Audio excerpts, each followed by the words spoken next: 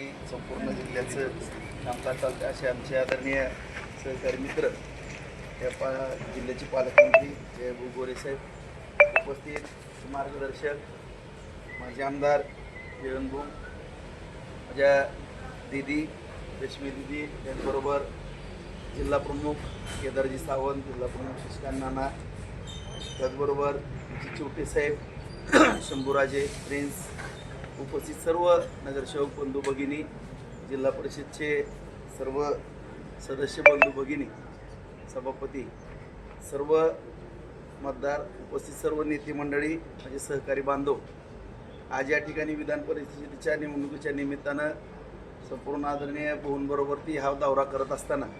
प्रत्येक तालुक्यामध्ये आम्ही सर्वांच्या गाठी भेटी आशीर्वाद मागत असताना अत्यंत चांगल्या पद्धतीचं सहकार्य सगळ्यांनीच करण्याची या ठिकाणी भूमिका भावना ठेवली त्याबद्दल मी सुरुवातीला सर्वांचे मनपूर्वक या ठिकाणी आभार व्यक्त करतो। खऱ्या अर्थानं या ठिकाणी आदरणीय देवेंद्र फडणवीस साहेबांच्या माध्यमातून भाऊंच्या सहकार्यातून या ठिकाणी भारतीय जनता पार्टी महायुतीच्या माध्यमातून निवडणूक लढवत असताना खरोखर भाऊ मी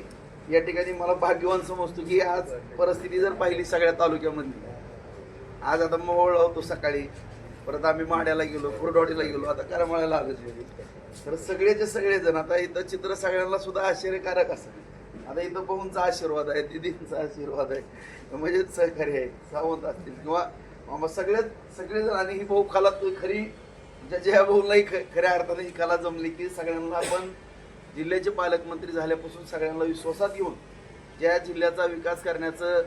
एक स्वप्न या ठिकाणी निर्माण केलेलं आहे आणि ते साक्षात उतरवण्याकरता आपण धडपड करताय त्यामुळे ह्या सर्व परिस्थितीमध्ये माझ्यासारख्या एका कार्यकर्त्याला या ठिकाणी उमेदवारी दिली असताना हे चित्र या ठिकाणी निर्माण झालेलं दिसतं। सगळ्यांची भावना आहे नगरसेवक बंधू भगिनींची की शहराचा विकास व्हावा नक्कीच आदरणीय फडणवीस साहेबांच्या देवाभाऊंच्या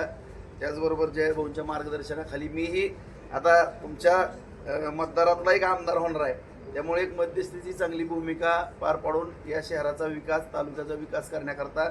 खरीचा वाटा म्हणून सातत्यानं धडपड कारण पूर्वीही या तालुक्यामध्ये सातत्यानं येत असताना सगळ्यांबरोबर सलोख्याचे संबंध या ठिकाणी ठेवल्यामुळे चित्र निर्माण या ठिकाणी झालेलं दिसतंय आणि खऱ्या अर्थानं मी काल सुद्धा पंढरपूरला ज्यावेळेस गेलो त्यावेळेस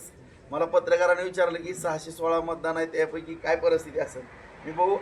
अभिमानांना तुमच्याबरोबर सांगितलं की 550 ते 550 मतदान या ठिकाणी मिळू शकतं कारण हे सर्व चित्र या ठिकाणी जिल्ह्यातलं आपल्या समोरच आहे आणि या सगळ्या गोष्टी करत असताना ज्या अपेक्षा आहेत सर्वांच्या